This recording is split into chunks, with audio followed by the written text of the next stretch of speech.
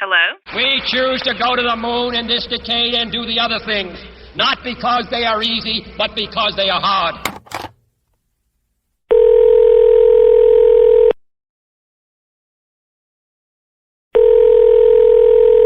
Hello? Because that goal will serve to organize and measure the best. Hello? Because that challenge is one that we're willing to accept, one we are unwilling to postpone, and one we intend to win.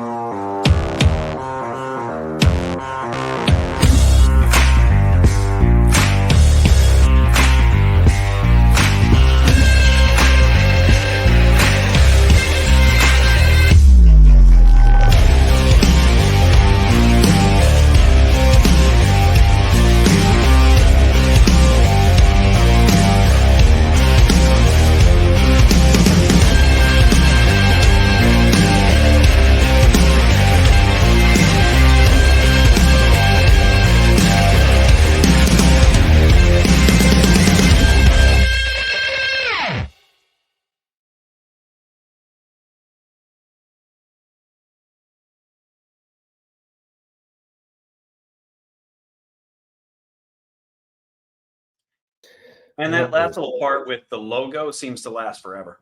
It does. I'm like, is it stuck or are we going on? But it's all good. Hi, buddy. That's 'cause How are you? I really think we should record all the shit that happens the 10 minutes before we go live. It's kind of a shit show. Yeah. This time, it wasn't as much my fault. No, I don't really know what it is. I think we're just better at some things and not at others. I'm drinking rocket fuel this morning, man. Double fisting the caffeine. Got up at 4. I feel freaking awesome. I love it. It's a good day, brother. I love it. Good day. Every day is a good day. If you're here, beats the damn alternative. I was so this morning I drove my favorite car to drive to work today. 77 Trans Am, 455 big block, 550 horsepower, about 510 foot-pounds of torque. Went through half a tank of gas on the way. And, you know, and I have had 2 meetings this morning, got up at 4, and we'll go over that a little bit, but, and I'm in a good mood, but I'm like, and I start thinking about time. And, you know, the thing about it is, John, as we get older, time becomes more and more important, right? Yeah. And the more you realize it, especially when you got kids. And I was like, man, if I'm not going to be like in the best mood ever right now, well, that's just stupid. So I downshifted. Okay. And got my happy ass in the best mood ever. Drove sideways halfway to work. On this weekend, I'm going to Austin to do a racing course for drifting. Okay, you told me about that. Yeah, I'm excited. Have you drifted before, or is it like professionally or no? Just have you done it? I've never done it in a vehicle. Maybe in the snow a little bit up north, but I don't think I just do it at every time I turn. I've never done it for real in a legal way, if that's what you're asking. No, I've just asked if you've ever done it in a vehicle. So you've hit a vehicle hard enough that you do this. Right. But when you're drifting, wow, that's crazy. When you're doing it the right way, you've got this big emergency brake that you start in the turn, you yank on the emergency, you push in the clutch, yank on the emergency brake. The car does what we always call a smoky burner, right? So the car starts drifting, and then you drop the clutch, go full throttle, and just go. Just go. So what do you got? You're just going to learn how to do it better?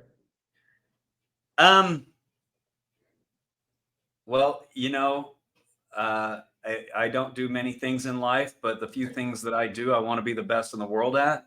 I like it. So they're going to teach you how to do this better. I'm not stupid enough to think that I know what I'm talking about. Yeah. So all I know is that I've survived this long. But if there's someone out there, if there are people out there, a coach out there who can make me go from, you know, pretty good for a white guy to what's better than that? Yeah. I Yeah. like it, dude. I've never done it. I'm afraid I'll like flip over. So I don't know. I have cars that go fast, Yeah. but I'm a little bit like, I don't know. It comes I'm down to the like, suspension. Like you yeah. got to have the right suspension. Yeah, If I you mean, don't have the right suspension, I you're would going to think flip. my car has a decent one. I mean, it's a nice car, but Well, you I have don't new know. cars, so they have great suspension, Yeah.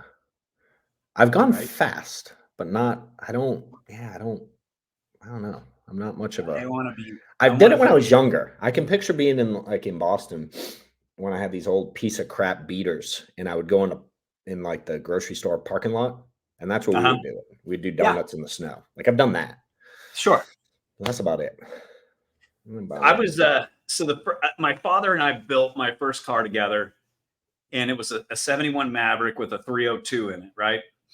And you know how you Nice. are at 16, you're convinced you're the greatest in the world, Yeah. even though you've never done it, which is moronic. But 16-year-olds are morons, right? Not that 48-year-olds aren't, but and so I got my driver's license on December 15th. On like just January 10th, I'm taking it to school the first day of school. So January 5th, whatever the hell it is. Mhm. And I'm at this stoplight, and I'm headed to pick my buddy up on my way to my first day of school with my car. And I go, you know what? I'm too good to wait at this stoplight. I'm too good for that. Right. And so I gun it and turn left, and the car spins this way and then spins this way and then catches traction. And you know those big the electric poles, and they've got that Mhm. ground wire that's going into the ground. Yeah. Those ground wires are really strong, and that thing cut my car in half. Are you serious? Yeah. Oh yeah. What? Like it's just all the way into the all the way to the windshield. Just split the car in half. Didn't affect that ground wire at all. Those things are really tough. They're a lot tougher than a 71 Maverick. So maybe it's that I'm still sensitive about that initial screw up. Yeah. Then I'm It just can like, be. I gotta be great at this. So, Okay. and when I started this agency and it was just me, right? I was driving a smart car. Really? Yeah, that's all I could afford, man. That little thing that's like 4 feet long? Yeah, No kidding. 4.5. Like, I don't don't picture you in that. Interesting. I like night. it. Well, it was adorable, right? Do you have any I li- pictures? I'll get you one.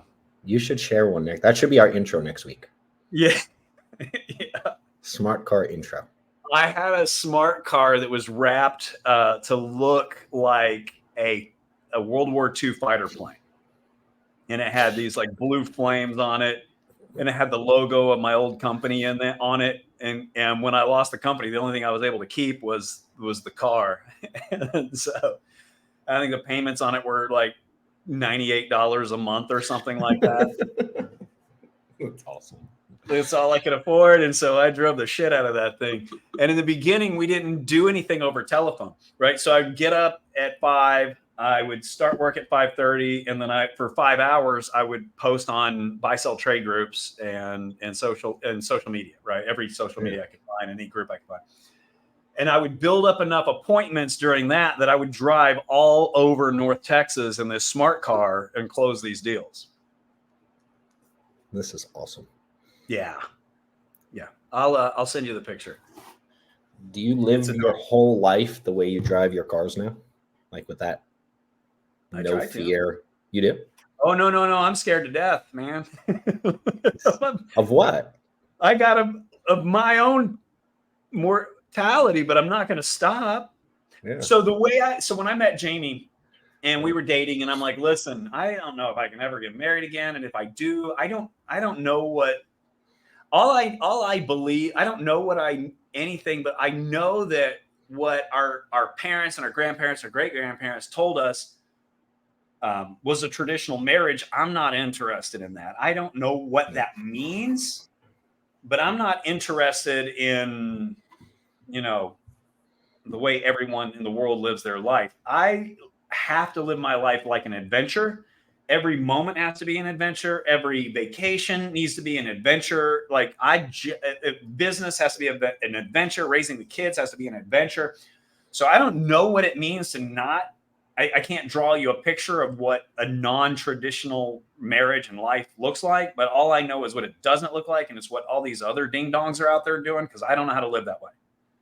Yeah. And so, we shook hands, hugged, gave a secret handshake to each other, and said, we will, whatever we do in life is going to be an adventure. And to me, driving to work and that Trans Am is an adventure, man. I like it. Yeah. But I really want to buy like some kind of muscle car. I think I need your help. I don't know what I want, but I really want one. I don't really know why. They seem cool. I've never even driven one.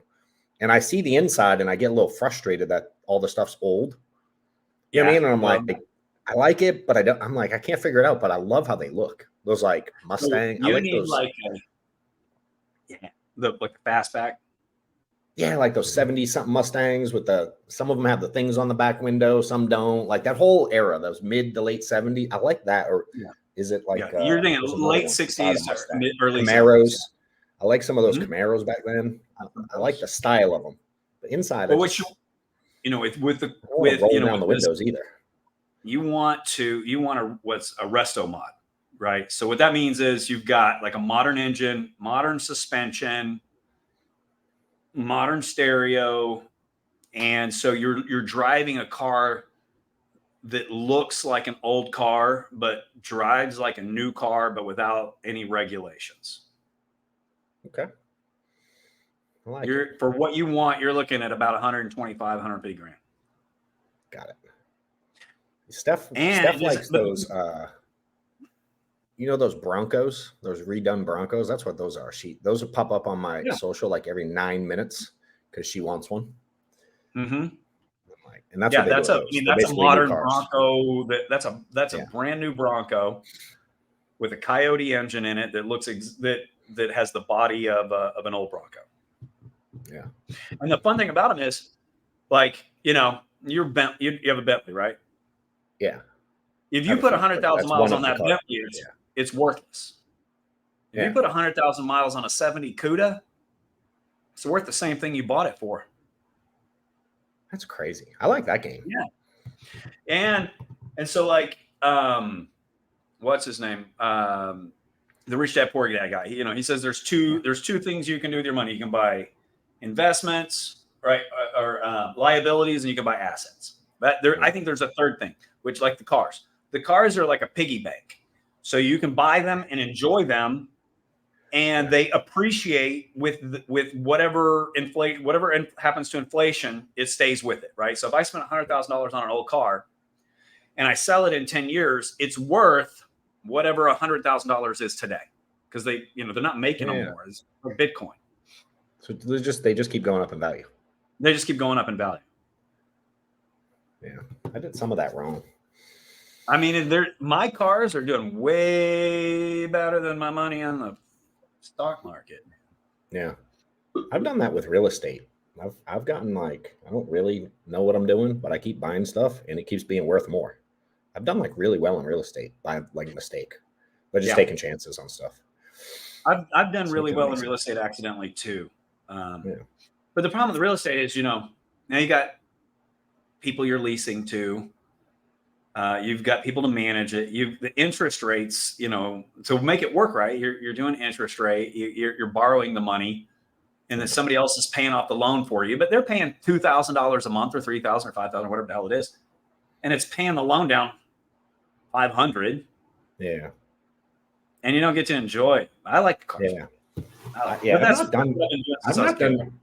never done a residential real estate. I've only done commercial, weird enough, and a vacation home. I did really well on a vacation home. That was cool. But almost all of the real estate I've done has been commercial. I am busting my ass trying to buy a house a bug out house in Costa Rica. Yeah. So whenever we finally go to war with Russia, you can go. My family's going to Costa Rica, man. I love it. Yeah, that's a war I don't want to take part of. I'm going to go surfing. So surfing sounds dope. I did that kitty version of surfing. Dude, we went to Florida this week. Took kids to Florida, and they did that. What's that little surfing called when it's not surfing? It's just a little boogie board thing. I don't know what. Oh, in the water.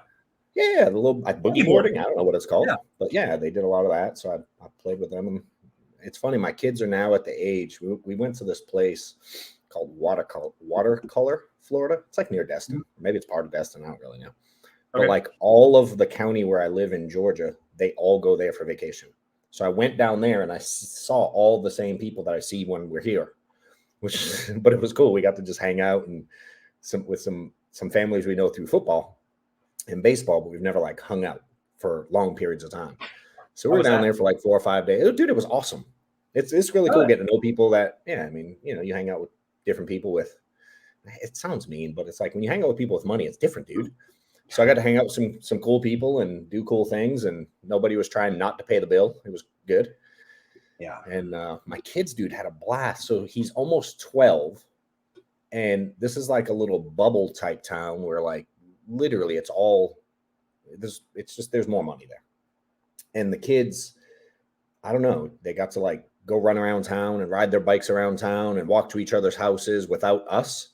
And at first, dude, I was super uncomfortable. I'm like, wait, you're going to let the kids like ride 3 miles up the street by themselves? Meanwhile, I'm 12, dude. I'm doing wheelies down the middle of the road. Oh, yeah, Yeah. But I was a little bit freaked out, man, letting Maddox just roam because we've never done it before. And he doesn't, he doesn't like, we don't have a neighborhood where he runs around with a bunch of kids. So it was super new. But he carried around a little credit card to buy themselves whatever they needed for drinks and food throughout the day. And they rode bikes all up. So I didn't see him for like 90% of the last 4 or 5 days. And he had a blast. He was living his best life at 12, him and all his buddies, all his football buddies. Yes. So basically he did at 12 what you were doing at 12, but something tells me your parents didn't give you a credit card. And I was in the hood, dude, ducking bullets. Like I wasn't in Watercolor, Florida, so it was very different. I wouldn't call what we lived in was the hood. It was just what used to be, which I don't know that it even exists anymore. It just used to be middle class, right? Yeah. Which is just kids everywhere. I could drive through that. I drove through it. I saw what it looked like, but I didn't live there. Yeah. Till later in life. I mean, when my mom in high school, 10th grade, we lived in like the poor part of a middle class town. So she did get us out. So I got to see the difference. Where were you at? Where were you in Georgia? No, I grew up just outside of Boston, a town called Lynn, Mass. Oh, that's right. That's right. So Lynn, Mass. It's like here's it'll give you perspective. Okay. Probably every, I don't know, 2, 3, 4, 5 times a year, I'll be on vacation wherever I'm at or on a trip or speak somewhere outside of nowhere near where I grew up. Right. And someone will go like, where are you from? And I say, Lynn. And they literally go, Lynn, the city of sin. I'm like, yes, that one. Like there's a song to it and people all over the place have heard of it. Not everybody, but often enough to know that I grew up in a not the most desirable place on earth. And, it used to be like a blue collar town, like warehouses, and they made shoes and stuff like that. One of those kind of towns. Sure. And is prohibition? Is that the alcohol thing? I think that's the right word. When that all happened, something to do with that, all the neighboring areas would drive to Lynn to get liquor and hookers and drugs and stuff like that. So it became Lynn, the city of sin. You don't get out the way you went in. It's kind of that was my buddy Lyle's house. Yeah, no, that was the whole town I grew up. I went from that and like the whatever time frame that all that alcohol stuff was to when I grew up. It turned very like. And I loved it. When did you graduate high school? What year? 95. Okay, yeah, so basically the same time. So yeah, my guess is that suburb Texas and suburb Boston, they don't have a lot in common in the 80s. Probably not. I'm guessing not either. Yeah. Did y'all have cows that you could go like shoot with BB guns? No, dude. No. What are you talking? No.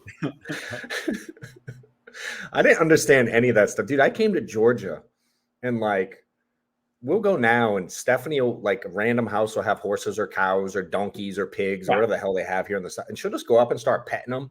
I'm like, you just walk up to an animal like that? Like, they scare me. A giant cow? I'm like, there's no chance I'm walking up and petting a cow. I don't know what it's going to do. Well, I don't pet cows because I've pet them before and didn't really get anything out of it.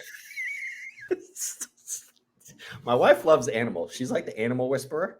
Okay. Everywhere we go, she'll catch, like, she was trying to catch a fish in the water. She caught a frog down in Florida. She'll catch like those little grasshoppers. She'll rescue a bug from the house and bring it outside to free it instead of killing it. Well, I'll just stomp on it, because that's what you do with roaches when you're little. You just stomp on them and throw them in the toilet. She pets them. She rescues them. Every Sure. animal ever. They She'll need to be rescue. rescued. Yeah, she's awesome. Thank God she Have you came ever along. flipped cows? You've done cow flipping? Is that what it's called? Cow tipping. Cow tipping. Listen, I hear people tell me all the time that cow tipping is real, but I grew up around cows, and at no point in my life, and I went and spent a lot of nights trying to tip over cows. First off, those things are giant. And second off, I don't think they sleep standing up, because every time I go to knock one over, they go, moo, jackass. And then the ones that are sleeping are laying down. So I've always been of the opinion. You know what I need to do? I need to jump on YouTube and go, show me somebody cow tipping, because I spent my whole life trying to do it and almost got my ass beat by a bunch of cows. Has anyone here ever tipped a cow? I'd be curious. They did it in what's that show? Now we're talking about Cars. Is that Cars? Isn't that the name of the cartoon movie? Yes, Cars. they did it in Cars. They did it in Cars. They did it in what was the fat comedian that did too much coke and died from Tommy Boy or something like that, or one of those, Black Sheep, something. But I've been trying. I spent my whole life trying to knock over a cow, and it's never been a thing that I could figure out. Now, shooting them with BB guns, that's a blast. Do they move? Oh, Chris Farley, someone said. Is that who you meant? Yeah, I remember him. Yeah. He didn't shoot him with a BB gun. Now, I don't run around shooting cows with BB guns today. Yeah. Busy. I ain't got time for that. But when I was a kid, I had nothing to do, but I had a BB gun and a brother and cows. So interesting. You got tired of hunting snakes and rats. You went after the cows. I grew up throwing rocks at the train on the train tracks. That's what I did. Yeah. Oh yeah. We had train tracks right next to us. Yeah, same. So we would get the little rocks that are around the tracks. Right. All the things that you would never let your kids do. Yeah. Dude, I used to do my really kids bad had stuff on the train. My kids had a very similar my son has had a very similar childhood to mine. But that's because, like I've told you before, I'm a horrible parent. And we call it free range parenting. Just whatever you're going to do, go do it. Just leave me alone. And if you find something really dangerous, let me know. We'll do it together. That's awesome. I'm really nervous about the way I've taught my son to drive, because he's going to end up cutting his car in half with a ground wire from electricity pole. It's not good. Hey, where's your guy? Is he coming on? We didn't get him this week. No, he's sick. Did you see Tony's message? No. On Facebook? About? He asked if he could come on, and I forget how he worded it. If he's on, he could probably type it, or I could probably look it up. Like the wizard? Tony Merwin. Okay, yeah, that's what I'm saying. Okay. Yeah. He's the wizard? He wants to come on. I like that. I didn't know that was the wizard, huh? I think so. That's what I call him. I like it. From now on, Tony the Wizard. I think I heard Joe call him that once, and I went, he kind of looks like a wizard. I like it. Man, he seems like a really smart. He definitely is that. Yeah. He asked if he could come on with us and get his, I forget how he worded it, but have his business, have us go through his stuff with him live. Remember last week we were talking about having people DM us no one did. He was the only one that did. Well, then let's fucking do it. Yeah. So let me tell you about my morning. I got some tips for people, man. And I'm sure I'm the last guy to know this, and I've tried it before, but so I'll be in Tampa all next week shooting content.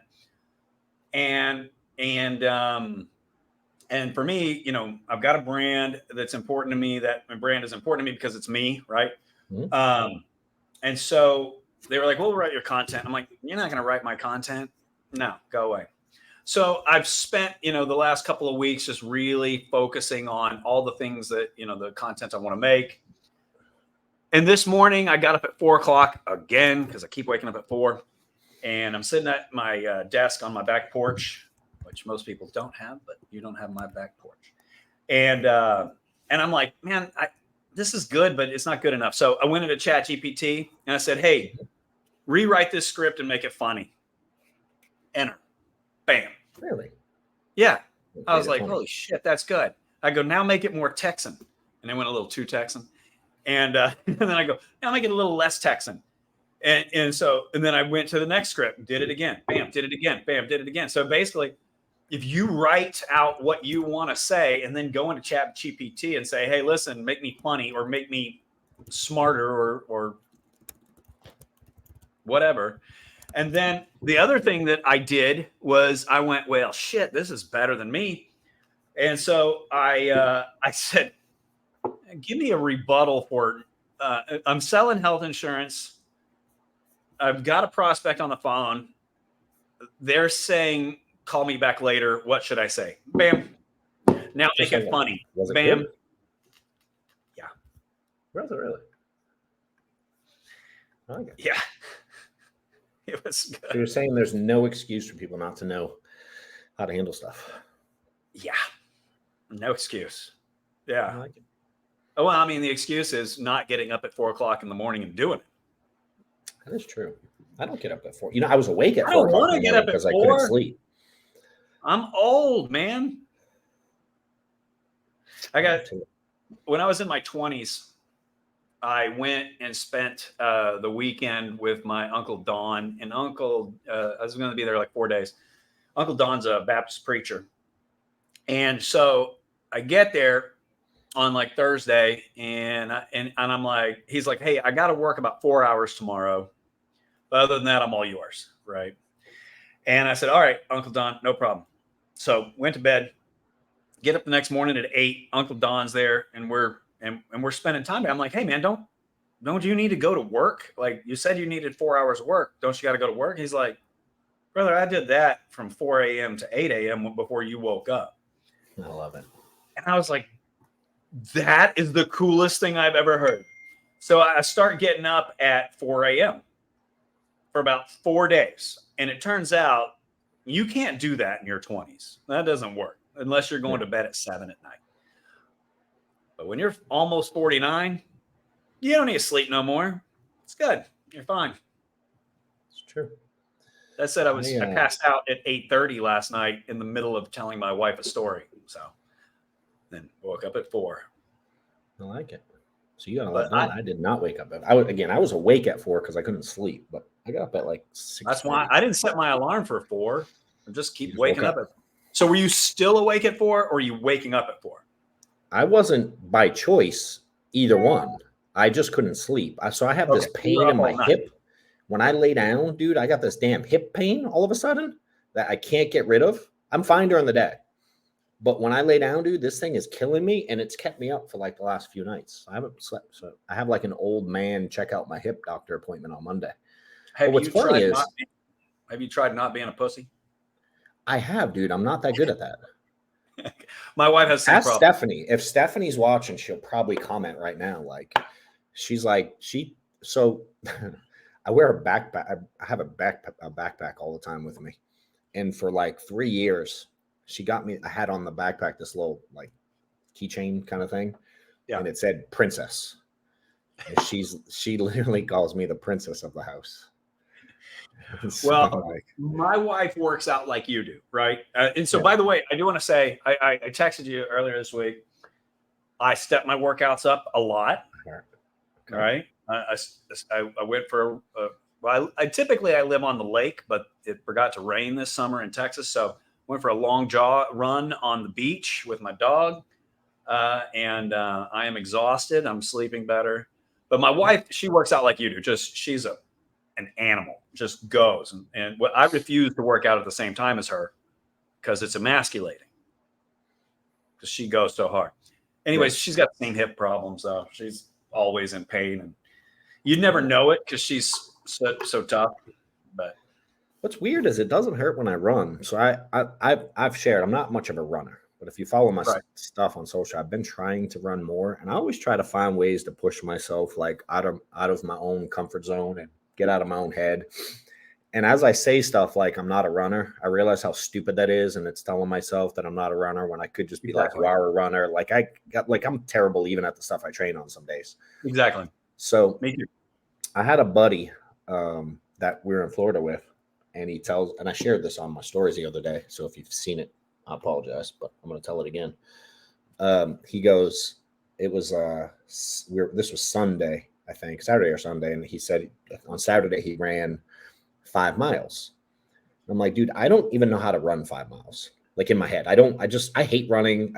It's not my favorite thing to do. I'm not like I weigh a lot relative to what people think. Like I'm 220. That's hard in my head. That's hard to run a long way relative to. Yeah, I mean, if you're 170 and you put a 50-pound backpack on and go for a 5-mile run. Yeah. So anyway, I've convinced myself I can't be a runner, so I'm working on it. So I've done like a 5K recently, and then I signed up to a 10K coming up, which I've never done in my life. And I have that mountain thing I'm doing I talked about last week. So I'm like, I get up, I forget what day it was, Monday maybe. And I'm like, you know what? I'm gonna go for a damn run. And I'm gonna do 5 miles. I just want to see what it's like. And if I have to walk some, who cares? I'm going to move 5 miles. So I tricked myself because I didn't want to like give up. And instead of running like a circle, which bores the hell out of me, I was like, I'm gonna run 2.5 miles away from the house. So I'm forced to come back. Right. So I do the 2.5, and I'm running like, I ran probably 95% of it. I took a couple little walk breaks for a minute or whatever through town and stuff. And I get 2.5 miles, and I'm like, I don't feel so bad yet. So I'm going to go 3. So I go 3, and it gets me to a bridge that's like, and I look how many miles, and I can go back the way I came, or I can keep going. But to keep going, to go in a giant circle was like 7 more miles. And I'm like, there's 0 chance I'm doing that. Right. But I'm at 3. So I'm like, all right, on the way back, it'll be 6. So I run back, and I kind of went a little bit different route, and I get back, and it was like just a crack over 6 miles. And I was at an hour and 20 minutes, like hour and 23 minutes it took me or something like that. Nice. Which is like a 13, 14, I don't know. Y'all can do the math. So I'm like, I'm going to try for an hour and 30 minutes now, because I'm already at an hour and 20 something. I'm like, F it. Let's see what an hour and 30 gets me. Yeah, like why not push it to some new thing? And I already blew away the furthest I've run. And be clear, by run, I mean like kind of jog. But again, I'm moving. So an hour, and I'm like, I'm going to go hour and 30. So I go to hour and 30, and now I'm at like 6.6 miles. I'm like, well, now I definitely can't give up before 7 because I'm so damn close. It'd be really weird if I stopped before 7. Right. So now I do another lap, like around, I get this little cul-de-sac-ish kind of thing. And so I do a few laps around that. And I get to 7, and it took me like an hour and 40 minutes. But I'm like, dude, 7 miles, like, and I just, for me, again, it started at 5, I pushed myself to 6, went to hour and 30, pushed myself to 7. And I'm like, that's kind of how I've done a lot of things in life. It's just incrementally in the moment, push myself a little bit further, and I got done. I'm like, dude, 7 miles wasn't that insanely difficult. And the time kind of flew by, a little slow. I wasn't the fastest 7 miles on the planet, but shit, I don't know many other people that ran 7 miles that day. So, I used to be, with my old job, I was a master trainer, right? Yeah. That's kind of what I did for a living. It wasn't that I was really a trainer. I did it here and there, but if you're going to do something, you need to know every aspect of it, right? And so, I was surrounded by some of the best trainers in Texas. So I'm going to, how often do you get deep tissue massage? Deep tissue? Dude, remember, I'm a princess. I like the kind that feels good. So I'm going to give you some maybe, okay? Go get a deep tissue massage from your kneecaps, every muscle you have, from your kneecap to your hip. And I guarantee you have a locked up muscle in there, and that's why your hip's hurting. And even if you have like bone on bone, you're still creating a tension in there. And you're going to want to find someone and go, listen, I don't care how much I scream and cry. Assume this is BDSM. Ignore my safe word. And go deep tissue and only focus on my hip to my kneecaps, every single muscle. I'll give you an 80% chance you feel better. And then do it 5 days later again. And I guarantee there's a strong likelihood that hip pain goes away. So I used to run all the time. I used to love running. It was my thing. My problem with running is my metabolism if I run on a regular basis, my body just completely sheds all its muscle. Got it. Oh, got it. Really? Yeah. Interesting. Yeah, I'm trying to Because that's figure the that whole easiest thing way out. for your body to get the amino acids it needs for energy. It's easier to pull it out of your muscles than anywhere else. So that's what made me. That's the reason I don't run a lot, Yeah. because Makes sense. my body just sheds the muscle, and I'll look. I'm going. You don't notice it, right? You're looking down and seeing your abs, and you're like, yeah, yeah, yeah. And then one of your friends is like, "Are you eating? Are you okay? Are you sick? Have you had your white blood cell count checked lately?" And so, but yeah, try it. So Deep tissue. deep tissue. Stephanie loves it. That's all she'll get when we go for the most part. Yeah. I'm like, Jamie likes pain. I don't. That's what makes us a good relationship. But there you go. All right. So, all right. That's 30 minutes, love dude. it. Cool. What do you got coming up this week? Anything good? Well, I'm going to go learn how to drive a drift Yeah. car, and then I'm going to Tampa, and where I got a bunch of buddies who live, and I rented a 911 Turbo S for the week off of Turo. Turo's awesome. Nice. It is. I'm just going to film and make content and focus. I'm done writing. Not because I don't love writing, because I really do, but it's a distraction.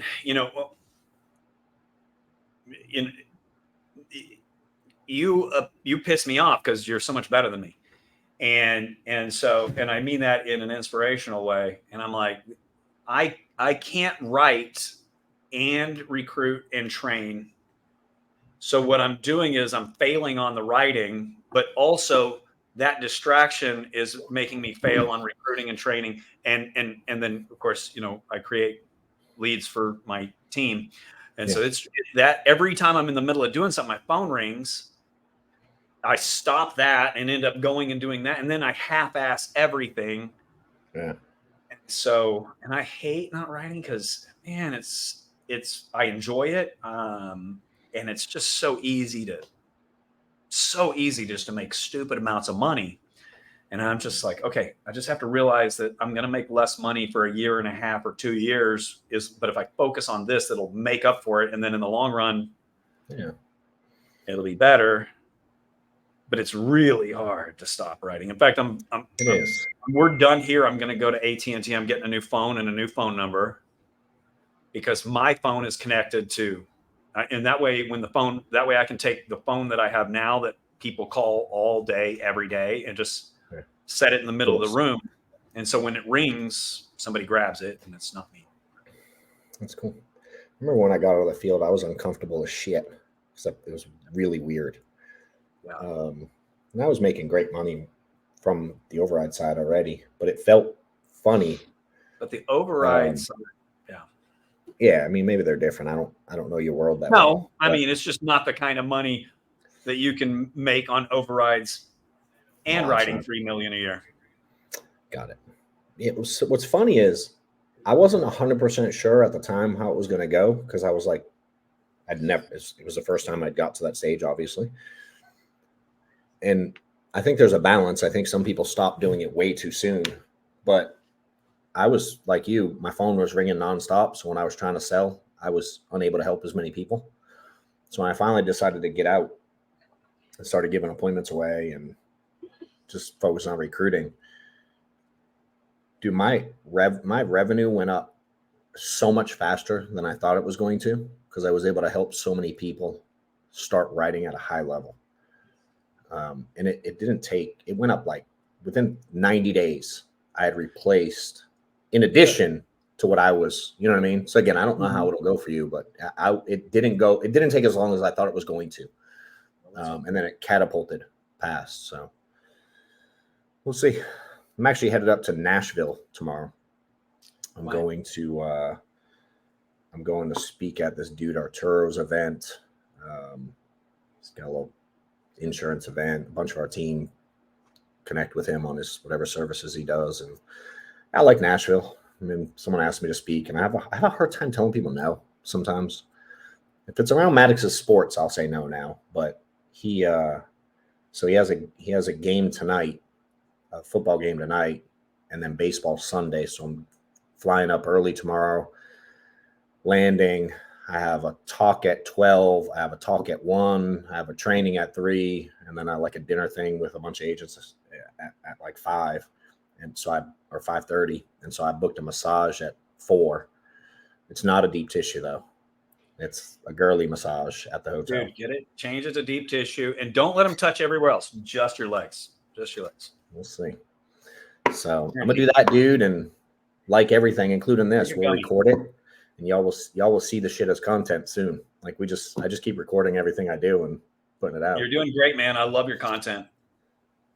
You and at least 2 other people do, so I appreciate you 3. Well, I love it. I'm stealing it and shoving some of it into my TikTok training page. So, I love it, and that is amazing. So, well, let's set up Tony next week, dude, if you want.